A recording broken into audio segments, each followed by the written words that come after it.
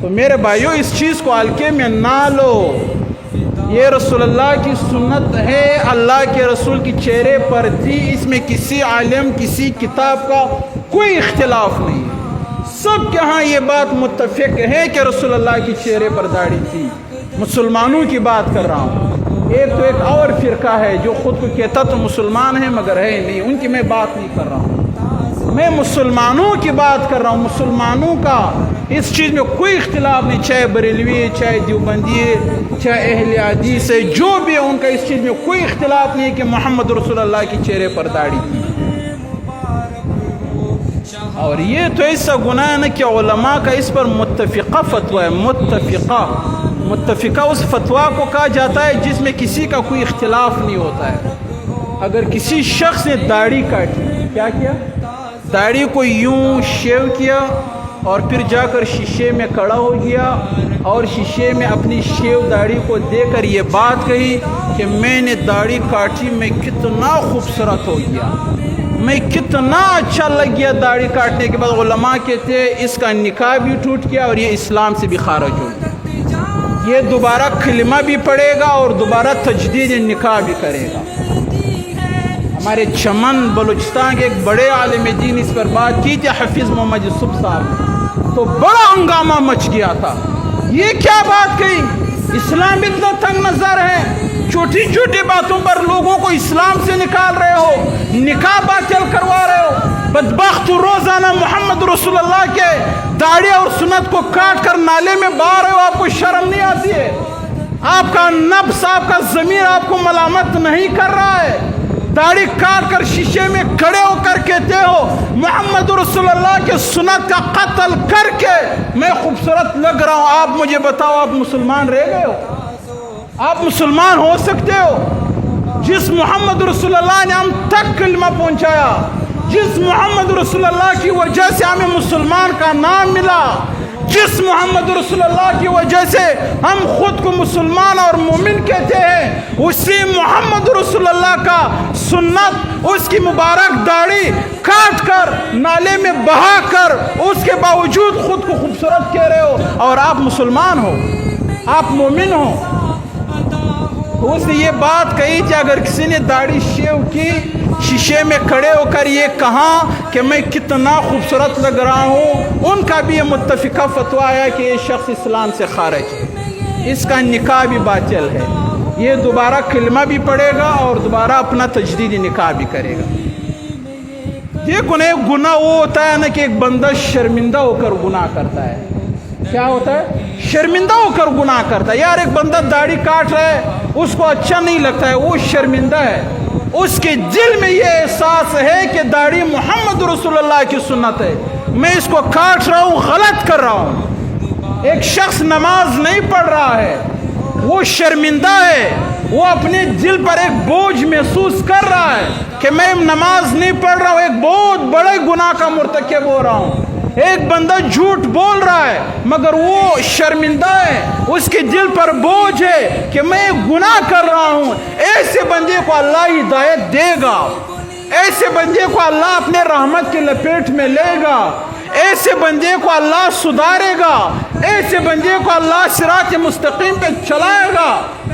مگر ایسے لوگ جو گناہ بھی کرتے ہیں اور ڈٹ بھی جاتے ہیں، ایسے لوگ جن کو گناہ کا احساس ہی نہیں ہے، ایسے لوگ جو گناہ کے باوجود ان کے دل پہ کوئی بوجھ ہی نہیں پڑتا ہے، داڑھی کاٹ رہا ہے، ان کو احساس ہی نہیں کہ میں محمد رسول اللہ کے سنت کا قتل کر رہا ہوں، نماز نہیں پڑھ رہا ہے، اس کو احساس ہی نہیں ہو رہا ہے کہ میں گناہ کبیرہ کر رہا ہوں، جھوٹ بول رہا ہے، دھوکہ کر رہا ہے، لوگوں کا مال دبایا ہوا ہے، لوگوں کی امانتیں میں خیانت کر رہا ہے، اور اس کو یہ احساس ہی نہیں ہے کہ میں گناہ میں مبتلا ہوں۔ ایسے بندے کو اللہ پھر کبھی بھی ہدایت نہیں دیتا ہے، ایسے بندے کو اللہ اور گمراہ کر دیتا ہے، ایسے بندے کو اللہ اور بھی اپنے رحمت سے دور کر دیتا ہے۔ تو میرے بھائیوں، داڑھی کاٹ رہے ہو، یہ ربیع الاول کا مہینہ ہے، اللہ کی قسم یہ بہت مبارک سنت ہے بھائی۔ یہ جوانی میں، یار بڑھاپے میں آ کر آپ داڑھی چھوڑو گے، میرے خیال میں پھر اس کا کوئی فائدہ نہیں ہے۔ بڑھاپے میں تو ویسے بھی نہ آپ نے شیشے میں دیکھنا ہے، نہ اپنے پروگراموں میں جانا ہے، نہ اپنی سیلفی لینا ہے، نہ اپنی ٹک ٹاک بنانا ہے، کچھ بھی نہیں کرنا ہے بڑھاپے میں تو ویسی بھی آپ کی مسجد کی سب کو سنبھالنا ہے۔ وہ تو داڑھی تو اس وقت اس کا مزہ ہے کہ آپ اپنے نفس پر زور لاؤ، آپ شیطان کے گلے پر اپنا پاؤں رکھ کر داڑھی رکھو، اپنے نفس کو تکلیف پہنچا کر داڑھی رکھو، شیطان جیسے دشمن کو شکست دے کر داڑھی رکھو۔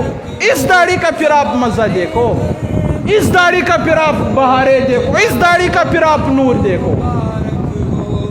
تو میرے بھائیو، یہ ربیع الاول کا مہینہ ہے، اگر محمد رسول اللہ سے محبت کرنی ہے تو یہ ارادہ کرو کہ اس ربیع الاول کے مہینے میں ہم داڑھی رکھیں گے۔ اللہ سے وعدہ کرو، یا اللہ ہم داڑھی رکھیں گے، یہ محمد رسول اللہ کا سنت ہے۔ میں مسلمان ہو کر اشہد ان لا الہ الا اللہ واشہد ان محمدا عبدہ ورسول کا کلمہ پڑھ کر داڑھی کاٹتے ہوئے میں بالکل اچھا نہیں لگتا ہوں۔ خود کو مسلمان کہتے ہوئے پھر داڑھی کاٹ رہا ہوں، بالکل مجھے اچھا نہیں لگتا ہے۔ تو میرے بھائیو، یہ ربیع الاول کا مہینہ ہے، اس مہینے میں محمد رسول اللہ دنیا میں تشریف لائے، تو آپ یہ ارادہ کرو کہ اس مہینے میں ہم داڑھی رکھیں گے اور پھر کبھی بھی مرنے تک پھر داڑھی کو ہم ہاتھ نہیں لگائیں۔ اور یہ تو ایسے منحوس گناہ ہے نا کہ علماء لکھتے ہیں جو داڑھی کاٹنے والا ہے حمام والا، اور ہمارے حمام والے نے ماشاءاللہ بالکل چھوڑ دیا ہے، داڑھی کسی کا نہیں کاٹ رہا ہے، مجھے اطلاع ملی ہے، سچ ہے یہ؟ ہاں، داڑھی نہیں کاٹتا ہے کسی کا، شیو نہیں کرتا ہے۔ یہ تو بہت میں نے یہ بات سنی، اللہ کی قسم میرے دل کو بہت زیادہ خوشی نصیب ہوئی کہ ایک بندہ اپنا روزی کما رہا ہے مگر اپنے نفس پر پاؤں رکھ کر کہ میں نے کسی کی داڑھی نہیں کاٹنی، کسی کی داڑھی کو میں نے شیو نہیں کرنا ہے۔ علماء نے لکھا ہے نا کہ جو حمام والا داڑیاں شیو کرتا ہے ان کا دعوت کبھی بھی قبول نہیں کرو، کیونکہ ان کا روزی حلال ہی نہیں ہے، مکروہ ہے۔ تو وہ جب کبھی دعوت دے چائے کا، کھانے کا، روٹی کا، اس کی دعوت کو کبھی بھی قبول نہیں کرو، کیونکہ وہ محمد رسول اللہ کے سنت کا قتل روزانہ کر رہا ہے۔